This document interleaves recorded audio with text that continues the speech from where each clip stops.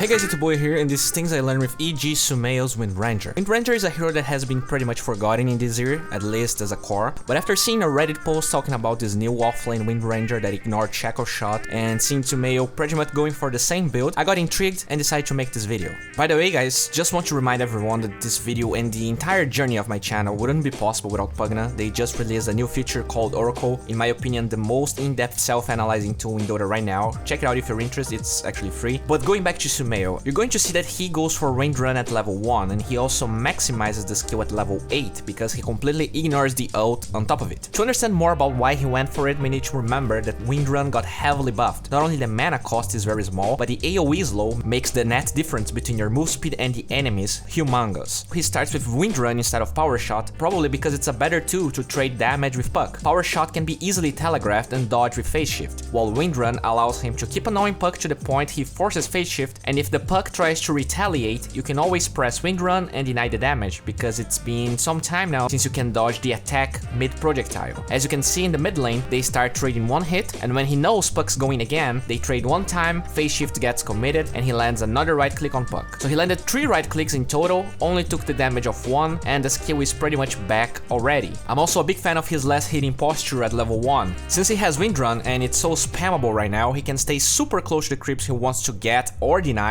and not get punished at level 1. Puck has way more base damage than Windranger right now, and by standing close to the creep, it helps him get the CS advantage. But remember that you can be punished in the next levels when he has orb. The fact he can get that CS advantage over Puck at level 1 goes back to the block. Support Venge helped Sumail, but also he did not allow the range creep to go in front. A lot of people think it's always a good idea, but in the mid lane, especially against a hero that has more right click damage than you, this can backfire because you will probably be on the low ground against a hero that can get more CS than you already because of the base damage. As soon as he gets level 2, we can see Sumail using the standard get CS and harass enemy with power shot technique, but at a higher level. Usually this can be easily telegraphed by a puck, but if you pay attention to the creeps, the dire range one is almost dying and he knows that puck wants that crispy creature. Even though Sumail starts with windrun level 1, there's no need to get a next point in windrun against the puck at level 3. This is not an Ursa. Power shot scales super well in damage, and I love how Sumail plays here. If puck is not focused in anything, he will definitely phase shift power shot when he goes for these 2 creeps that are dying. What's important though is his next reaction. If he doesn't do anything after casting power shot, puck will keep doing this. Unlike windrun, phase shift costs no mana, so he makes sure to trade right clicks as soon as phase shift gets committed, especially because he has creep wave advantage. This is something people rarely use in their favor. That's not only extra damage, but it's also experience. Sumail is 1 level ahead because of those creeps, and by fighting, puck takes damage, has to retreat, and he gets another free CS, as well as safety to pop his salve. Sumail keeps trying to leverage that advantage. He pulls creeps towards his range creep in an attempt to keep denying as much experience as possible with those power shots. He ends up miscalculating slightly, but look how many denies Sumail is able to get here since there's so many creeps in the tower.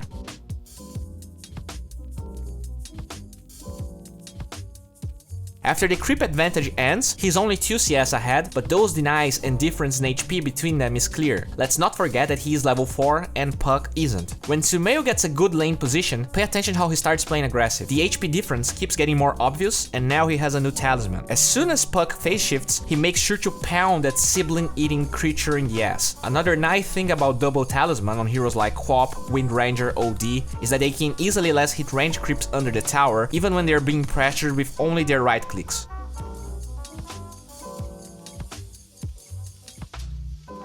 Here we see Sumail trying to cancel Puck's salve, and even with his nuke on cooldown, he gets both range creeps as well as most of the last hits. We can see Sumail using tower and creep advantage again. Puck keeps pressuring Sumail in tower, and look how Sumail ignores his creeps to attack Puck. He forces phase shift, so you always want to get more hits afterwards. He doesn't ignore the range creep though, and the big play start now. When they are on Radiant side, Sumail keeps attacking him. The reason he started pressuring Puck in the first place is that while Sumail's tower was being pressured, he checks Puck's inventory and sees that he has no regen whatsoever after that salve. The trades are almost always in his favor, especially now that Puck has 1 less armor. Again, we see him committing power shot when Puck goes for a last hit on the range creep.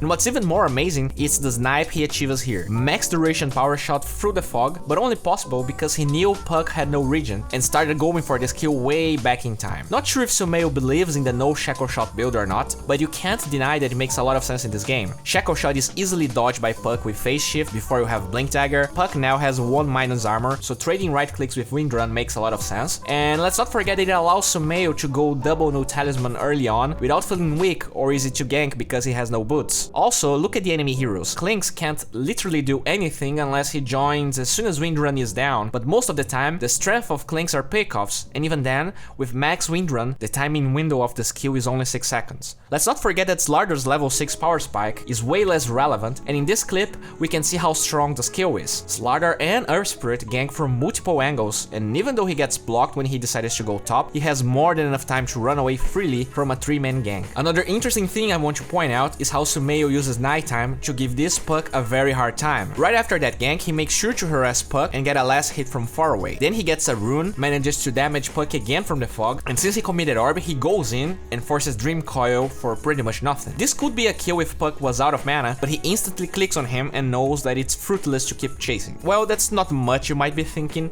but when Earth Spirit rotates again to the mid lane, they have 0 answers to Windrun, and Sumail keeps owning this lane even though Radiant supports are committing a lot of resources in it. I feel like this is one of the strengths of this new build. Yes, you don't have kill potential, but this hero is so hard to gank and scales so well in the mid and late game that you're actually fine to just farm for the first 10 minutes. This is pretty much what every mid hero does nowadays, especially when you're against such an early game aggressive mid with good roamers and you're still ahead in CS and you did not die. He only uses his shrine at 7 minutes, and now we see another good kill coming from Dire, and I want to mention some interesting points. Spirit Breaker charges as soon as orb is committed, so even though Puck dodges charge, Sumail can hit power shot, but look how he does it. Most players would be tempted to commit the skill in phase shift.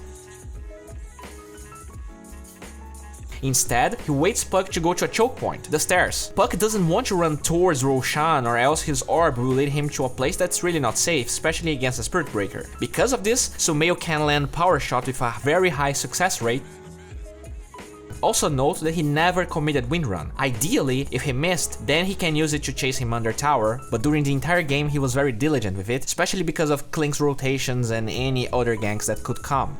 At this point, you might be wondering why Sumail didn't go for Focus Fire. Well, without shackleshot, the ult is very underwhelming. In fact, Sumail has a very interesting approach to his skill build. When I was watching this, I thought he would get ult at level 11 and level 12, but that's not what he goes for. He times the Maelstrom timing with the ult. It's a pretty interesting approach because it shows that the level 10 talent is amazing at farming. Windranger was not known for being a good farmer, but when you add 4 mana regen and clarity is not being cancelled by neutrals anymore, you get a hero that has pretty much 10 mana regen per second, turning power shot in a skill that costs only 90 mana if you use it non-stop. This gives Windranger a more stable Maelstrom timing and an overall stronger power spike, since what he needs with his ult when he goes for this build is way more about the attack speed than the damage increase. During the next minutes, he made sure to pressure the tower, but instead of feeling forced to rotate and get kills, he can easily go to his jungle with a clarity and farm super efficiently. Let's not forget that not only power shot costs effectively half his mana when he's like this, he can hit multiple cans with it like we see here.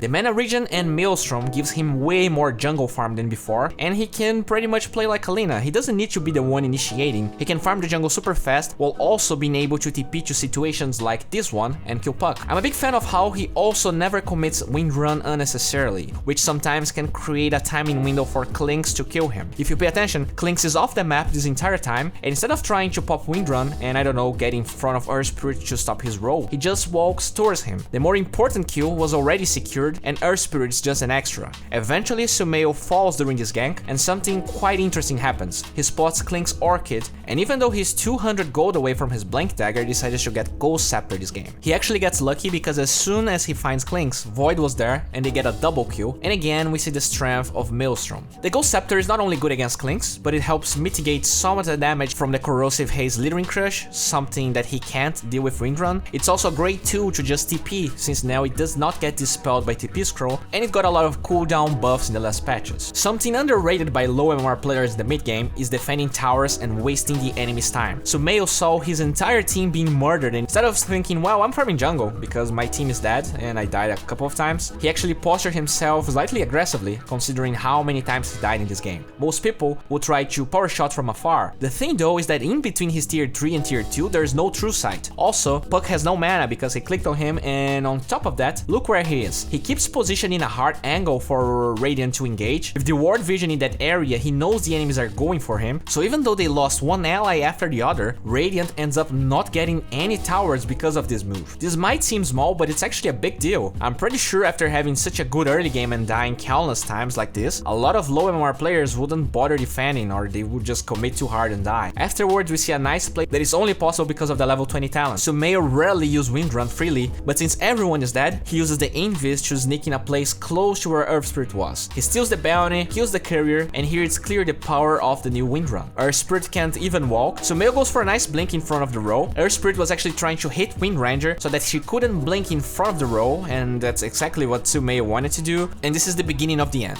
For Dire, Sumail is the last survivor of a fight. Morphling is forced to buy back, and Sumail was not able to finish eggs before the push. And Sumail dies again. This goes to show a lot of things though. First, that Windranger is definitely good in lane with this new build, but can suffer a lot later on. You can dislike the no shackle build, but the real problem overall is the hero. In my opinion, you're really strong when you have Blink, Maelstrom and eggs, and in this game, since he had a couple of hiccups, he was forced to go for these different and smaller items that really hindered his power spike later on. Whether you like it or not, the kit Windranger needs is quite expensive. Gold Scepter is good as long as you're ahead, and you can say that Eel Scepter would be better to handle silences, but it's more expensive than Gold Scepter, and provided Klinks has the same game, Diffusal purges Eels as well. Yes, you won't be silenced, but you already have Mana Regen with the talent, and his blink timing wouldn't be the same, and he got a lot of important kills because of it. My point here is, avoid playing Windranger against Magic Burst damage. This is the problem here. The hero is viable, but it's not an everyday first pick Lina type of viable. One nice play we see coming from Sumail is during this chrono. With Eggs, you can use your Focus Fire to break Linkens when the problem is killing slippery heroes like Puck. Pay attention how he waits the chrono to be ending to shackle after using Focus Fire, and they get it. Sumail struggled a lot this game, and Morphling really carried the mid and late game portions of this game. There are some nice plays though. Sumail starts with Shackle and Earth Spirit, and you can see how strong Solar Crest is against Windranger. That Earth Spirit tanks a lot of damage, but the important part is when Sumail uses Power Shot. Instead of using everything when it's ready, he waits the roll to start, which gives him time to channel a full duration Power Shot, and they secure the kill.